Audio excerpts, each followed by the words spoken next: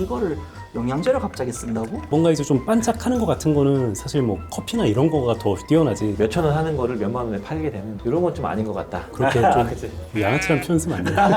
복합제로 나온 제품이 네네. 굉장히 많고요. 약사님 제품도 있는데 제품이 나쁘다는 게 아니야. 그게 정확하죠. 네. 우선순위가 아니다. 제가 예측 하나 할게요. 올라옵니다. 어느 순간. 아, 안녕하십니까. 약들약의 고약사입니다. 화이팅 먼저 외치고 시작하겠습니다. 하나, 둘, 셋. 화이팅! 자, 오늘 또 모였습니다. 자주 모이는 것 같은데, 자, 오늘 나눌 주제는 어떤 겁니까, 약사님? 조금 너무 과하게 마케팅되고 있고 실제 효능보다 고평가되고 있는 제품들에 대해서 얘기를 해볼까 합니다. 뭐 제가 표현하자면 동감 못하는 그런 영양제를 좀 골라보려고 합니다. 오늘도 팩트 폭격기 두 분이 나와주셨기 때문에 팩트로 때려주실 것 같으니까 많은 기대해 주시고요. 저는 다 쏟아낼 건데 고소미 당할 것 같은 거 알아서 편집해주세요. 그러니까 고소당할 각오로 정보를 전달해 주시겠다는 거니까 그냥 편집하지 않으셔도 돼요. 알겠습니다. 우리 메디스맨 약사님 어떠십니까? 전 사실 제 채널보다 지금 여기 더 자주 나오고 있거든요. 지금 이 채널 얼마 만에 한 번씩 올리세요 지금? 지금 거의 한 달 넘었어요. 그러니까 제가 좀 되게 신중하게 영상을 만드는 스타일이라 지금 몇 주째 만들고 있어갖고 아무튼 제 채널인 것처럼 열심히 감사합니다. 이야기하겠습니다. 본인 채널보다 더 열심히 나와주시고 있다는 그 마음가짐 감사합니다. 우리 약사피셜 최명훈 약사님. 수많은 정보 중에 꼭 필요한 것만 얻어가실 수 있도록 잘 정리해드리겠습니다. 예, 감사합니다. 저는 하던 대로 하겠습니다. 자, 진행해볼게요. 자, 우리 메디스맨 약사님 돈값은 안 되는 것 같아, 비싼 것 같다 이런 영역이 있나요? 이것도 사실 제 채널에서 쓰려고 지금 준비하고 감사합니다. 있어요. 뭐냐면은 포스파티딜 세린. 셀이 예. 그러니까 뭐 이게 안 좋다라기보다는 딱히 좋다는 근거가 없어요. 근데 이게 요새 조사를 해보니까 지금 우리나라 전체 영양제 중에 시장 규모가 8위더라고요. 오 진짜요? 네. 그게 마케팅 엄청 됐어요. 아 예. 그래요? 어르신들 타깃으로. 예. 네. 8위면 엄청난 건데 그쵸. 뭐 상위에 뭐 홍삼, 오메가3, 유산균 빼면 네, 실질적으로 거의 상위권에 들어온 거잖아요. 엄청 상위권이죠. 와. 전 세계 유례가 없는 상위권이죠. 그게 그러니까 포스파티딜 세린이 왜 도움되는지도 아직도 잘 밝혀져 있지 않고 기전이 예, 그리고 실제로 도움이 되는지 아닌지도 논란이 되게 많거든요.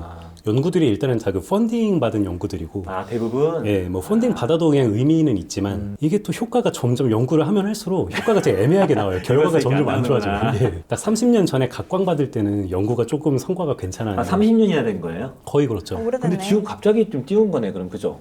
이게 매번 이제 그냥 뛰었다가 근데 웃었다가. 한 번씩 펌핑을 하는 것 같았어요. 네. 그러니까 이게 영양제 시장이 과열되니까 알부민 같은 것도 우리 한 30년 전에 시장에 죽어있던 걸 끌어올렸는데 제가 예측 하나 할게요. 로얄젤이 올라옵니다, 어느 순간. 우리 약국에 신규 약사로 갔을 때 로얄젤이 있었잖아요. 근데 없어졌잖아요. 자율신경 실조에 좋다 하면서 용량도 이만큼인데 이런 식으로 이게 펌핑되는 것 중에 하나가 포스파티딜 세린, 그 정도 급은 아니지만 네, 그러니까 알부민 정도로 그렇게 좀 그치. 양아치란 표현 쓰면 안 돼요.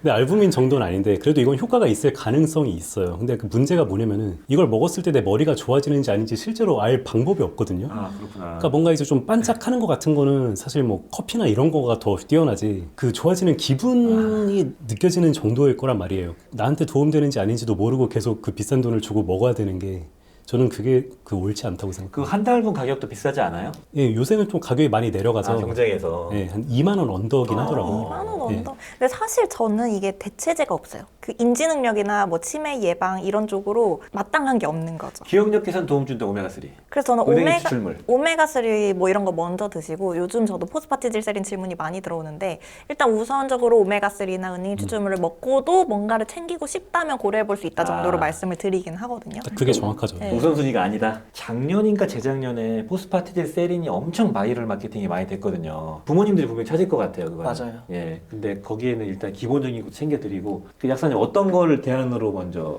말씀을 드릴까요? 그러면 우선은 그 영양 결핍을 막는 게 그 두뇌 쪽에도 가장 우선이거든요. 맞죠. 그러니까 뭐 식사를 잘 못하시는 분이면 멀티비타민, 칼마디 같은 거 있잖아요. 또 심지어 멀티비타민 인지 능력 개선 대규모 데이터가 있어요. 오. 예, 그런 걸 먼저 챙겨드리는 게 우선이고, 그러니까 보통 질문이 오는 양상을 보면은 저희 부모님 연세가 있으신데 그 인지 능력 개선 영양제 뭐가 좋을까요? 이런 식으로 질문이 오는데 오메가 3나 뭐 멀티비타민 그런 좀 기본 위주로 챙겨드리는 게 건강에도 좋고 두뇌에도 좀 더 도움될 가능성이 높다고 저는 생각합니다. 좋습니다. 우리 약사피셜 최명훈 약사님 어떤 거 준비하셨습니까? 저 같은 경우는 이제 알파 CD 들어보셨어요? 침 뱉는 거 아니에요? 근데 저는 이게 처음에 솔직히 생소했었거든요. 알파시 저도 어지간하면 되게 영양제를 항상 보고 있는 입장이다 보니까 알파시디가 이게 뭐지? 하면서 봤는데 보니까 알파 사이클로덱스트린이더라고요. 근데 저는 더 좀 신기하고 충격이었던 게 이게 우리가 약대 다닐 때 몸에 피나 아니면 물에 잘 안 녹는 물을 몸에 흡수시킬 때 원래 썼던 수송체 같은 역할을 하는 물질이었거든요. 이거를 영양제를 갑자기 쓴다고? 이렇게 생각을 했는데 실제로 보니까 포당 같은 게 6개가 따다다닥 붙어서 도넛처럼 생겼는데 그 안쪽은 소수성, 그래서 기름 같은 게 잘 붙는 거고 바깥에는 그 물이 붙을 수 있어서 이렇게 양친매성이거든요. 그러다 보니까 이제 어느 순간 누군가가 해봤겠죠. 지질 성분 같은 것들을 이 안에 태워서 바깥으로 뽑아낼 수 있을까. 그래가지고 했던 게 지방기 있는 식사 같은 거를 먹을 때 이걸 같이 먹었을 때 그러면은 지방이 몸에 덜 흡수되고 변으로 배출될 수 있는지 뭐 이런 것도 테스트하고 했었는데 지금 문제는 그런 성분 자체가 문제가 있고 이런 건 아닌데 맛있는 거 아무거나 막 기름진 것도 다 먹어도 이것만 먹으면은 다 잡아 빼줄 수 있다. 뭐 이렇게 광고가 되더라고요. 저 그거 밥에다 뿌려갖고 막 먹는 거 봤어요. 그러니까요. 그리고 또 이게 실제로 혈당이나 뭐 전분, 당분 같은 것들 많이 먹을 때 얘를 먹으면 달라붙어가지고 혈당 스파이크를 좀 막아주고 하는 그런 효과는 실제로 있더라고요. 그래서 그런 장점도 있지만 지방을 마음껏 먹었는데 다 배출시켜주고 이런 건 아니고 혈당 스파이크 튀는 거를 좀 보조적으로 막아주는 거. 그리고 실제로 놀랍게도 지방보다는 콜레스테롤을 어떻게 같이 줄여주는 그런 효과는 있어요. 그래서 콜레스테롤이 염려되시는 분은 보조적으로 이걸 활용해 보면은 실제로 LDL 수치를 떨어뜨리더라고요. 건강에는 좋네요. 그러니까요. 그리고 이 그 알파시디라는 물질 자체는 그 식이섬유에 가까워요. 수용성 식이섬유. 네. 그러다 보니까 해롭진 않거든요. 그래서 걱정 없이 먹을 수는 있는데 이거를 너무 다이어트 전용 제품처럼 생각을 해서 먹게 되면 돈 낭비를 할 수가 있다. 그렇게 지방 흡착해서 내보내는 거는 그 처방받으면 되게 훨씬 상위 버전 약이 있잖아요. 오를리스타트. 오를리스타트. 맞아요. 근데 이 알파시디 광고를 오를리스타트를 먹으면 지방이 흡수되지 않고 응가로 나가기 때문에 당연히 방귀 끼면은 팬티에 묻거든요. 지방배. 근데 이런 부작용이 나타나지 않는 지방을 흡수시켜주지 않는 훨씬 효과적인 제품이다 이렇게 광고를 하던데. 지방은 어디로 가요? 그러면은 아주 조금 가나 보다 그죠? 근데 이게 쥐 실험에서는 지방 먹이면서 이걸 같이 먹이면은 실제로 배출이 됐었어요. 그런데 사람한테 메이오 클리닉이라고 이제 세계에서 가장 권위 있는 의료센터에서 이걸 가지고 실험을 했어요. 사람한테 동위원소 방사능 표시가 되는 거를 지방에 붙인 다음에 이걸 같이 먹였던 거예요. 그러면은 지방 배출이 늘어나나 안 늘어나나 이걸 테스트했는데 아쉽게도 생각보다 거의 늘어나진 않더라고요. 그리고 배출이 막 거의 안 되진 되는- 않은. 아니, 더 의도적으로 먹는 거를 더 많이 빼주고 이러진 않더라고요. 실제로 오를리스타트도 처방받는 다이어트 약 중에서 실제 체중 감량 효과는 거의 꼴찌예요. 실제로 체중의 감량이 오를리스타트 처방약도 되지 않는데 얘가 된다고 보기는 저는 어렵다고 봐요. 걔도 그러니까 결국엔 그거네요. 그냥 지방 칼로리만큼만 배출시켜주니까 지방이 그래도 그람당 칼로리가 높으니까 에너지원 좀 줄이는 정도구나. 네. 그죠? 그리고 뭐 말씀드렸다시피 혈당 조절에 안전하게 그리고 뭐 콜레스테롤, LDL 수치 좀 조절해야 할 때 다른 거 하고 있으면서 보조적으로 좀 더 적극적으로 활용해 본다. 이런 건 오케이. 근데 뭐 그 목적이면 좀 더 우선순위 높은 것들이 많이 그러니까 있잖아요. 굳이 다른 선택지가 많아서. 그러다 보니 아쉽다. 대안으로 어떤 걸 추천을 할 수가 있을까요? 우리가 너무나도 잘 아는 베르베리님. 여주 추출물도 있고 자, 그럼 제가 하겠습니다. 저는 우리나라 건강기능식품에 체지방 감소 다이어트들이 많아요. 찾아보니까 한 3, 40가지가 되더라고요. 유명한 거, 이 플로우가 있어요. 카르니틴, 그린커피빈, 유산균, 시서스, 파비플로라 생강, 애플페논, 락토페린, 모로 오렌지, 자몽 추출물. 이 플로우로 계속 도는 거예요, 무한대.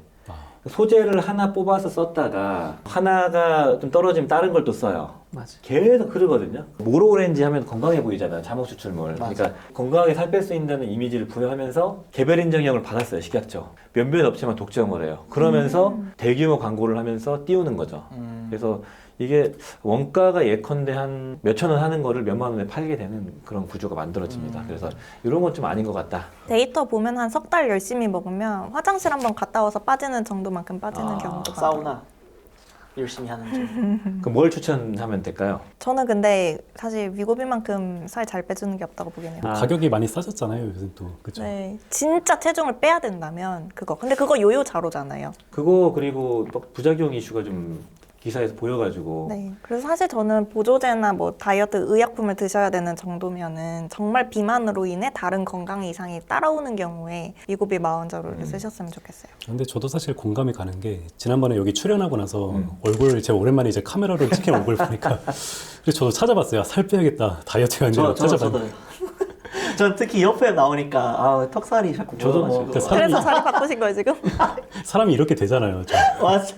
그래서 저도 먹는 위고비나 한번 먹어볼까 그 정도로 그랬는데 일단 뭐 좋은 우리 배운 것처럼 좋은 단백질 먹고 식사 잘 챙기고 간헐적 단식. 단식하면서 운동 많이 하고 그래요. 그래야죠. 그 영양제 중에 막 그 데이터가 이제 상세 페이지에 써 있잖아요. 보면은 한 6kg 갑자기 막 빼주고 그런 것도 있는데 그런 것들이야말로 너무 비싸기도 하고 그 6kg라는 그 데이터가 그렇게 믿을 만한 데이터는 아닙니다. 그리고 6kg가 70kg가 6kg가 빠진 게 아니고 120, 30kg가 6kg 빠진 그런 그래. 데이터도 있거든요. 또 그 성분이 제가 나중에 찾아보니까 그 뒤에 임상한 건 다 페일했어요. 아, 한 번 임상에서만 6kg로 나오고 재현성이 없었는데 그런 아무튼 식입니다. 다이어트 보충제는 그냥 저는 굳이 가르시니아는 또 간독성 이슈도 있고 하니 그래서 제가 대안으로는 식이섬유 또는 뭐 베르베린 저는 베르베린 되게 많이 먹고 있고 여주도 먹고 있지만 아무튼 그런 걸 하시는 게 낫겠다는 생각이 듭니다. 다신이 약사님 또 뭐가 있습니까? 저는 요즘에 그 비타민 D에 비타민 K2를 복합제로 나온 제품이 네네. 굉장히 많고 약사님 제품도 있는데 제품이 나쁘다는 게 아니에요. 그리고 저는 이거 돈값 못한다 이 정도까지는 아닌데 네네. 광고에서 조금 과함이 있다. 비타민 D K2 제품 중에서 K2가 들어가지 않은 비타민 D를 먹으면 심근경색이 온다. 아우. 혈관 막힌다. 아니면 비타민 D 단독만 먹어서는 효과가 없다. K2가 없으면 효과가 없다. 이런 광고들이 있는데 제가 분명하게 말씀드리고 싶은 건 일단 연구 자체는 비타민 D 단독이 워낙 견고합니다. 임상만 5,000개가 넘고요. 막 2만 명 이상에게서 한 것도 있고. 근데 이제 비타민 D랑 K2를 같이 먹는 연구는 비교적 최근에 이루어지고 있기 때문에 아직까지 뭐 한 200건이 안 되거든요, 연구가. 이미 비타민 D 단독으로도 너무 확실하게 입증이 되어 있는데 굳이 K2가 없다고 위험하다, 효과가 없다라고 얘기할 근거는 없다. 애초에 그런 공포 마케팅이나 그 DK2가 아니면 안 된다 이런 걸 이제 시작했던 거는 좀 잘못된 것 같아요. 아마 DK2 복합제가 시장에 자리 잡기 위해서 이제 그런 표현들을 썼던 것 같긴 한데 개인적으로는 아예 타겟 자체가 좀 달라질 수 있다 생각을 하거든요. DK2 같은 경우는 확실하게 좀 골밀도를 올려야 된다든지 다른 석회나 같은 거를 관리해야 되는지 특별한 더 목적이 있을 때 뭐 맞아요. 같이 먹으면 효율적인 건데 보편적으로 우리가 생각하는 만성 질환에 대한 어떤 예비 아니면 관리 그리고 뭐 면역을 위한 거 이런 거에는 당연히 비타민 D만 있어도 충분하거든요. 그래서 DK2를 먹지 말란 얘기는 전혀 아니고 아니 눈치 안 보셔도 돼요.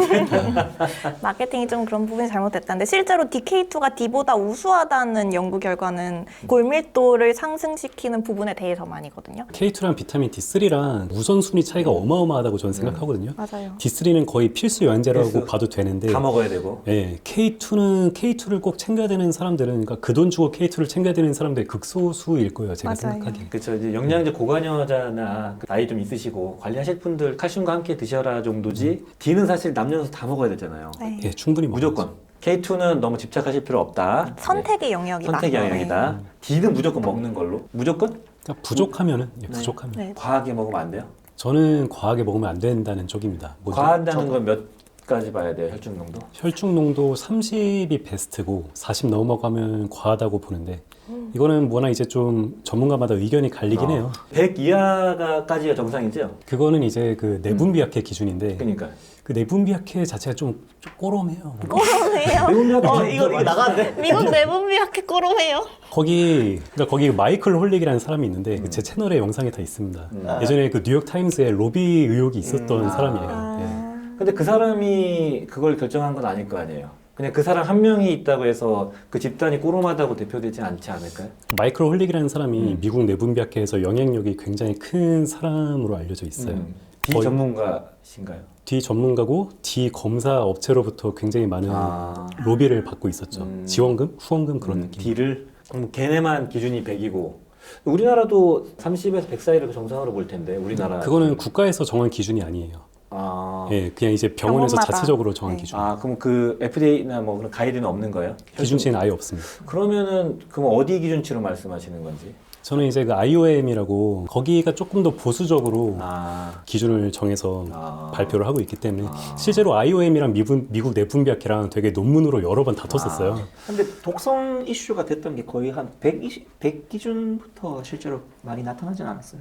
40, 50, 60에서 다 어떤가에 문제가 생기는 코호트 연구가 되게 많아요. 근데 최근에 녹십자에서 발표한 거, 저희 영상 만드는 거, 100 이상에서만 거의 발생되고, 그러니까 사실 비타민 D의 주요한 독성으로서 우려되는 게 고칼슘 혈증인데 고칼슘 혈증을 일으킬 수 있을 정도의 비타민 D를 섭취를 하려면 하루에 최소한 1만 IU 이상씩을 장기간 섭취해서 대략적으로 100 이상이 넘어갔을 때 가능하다.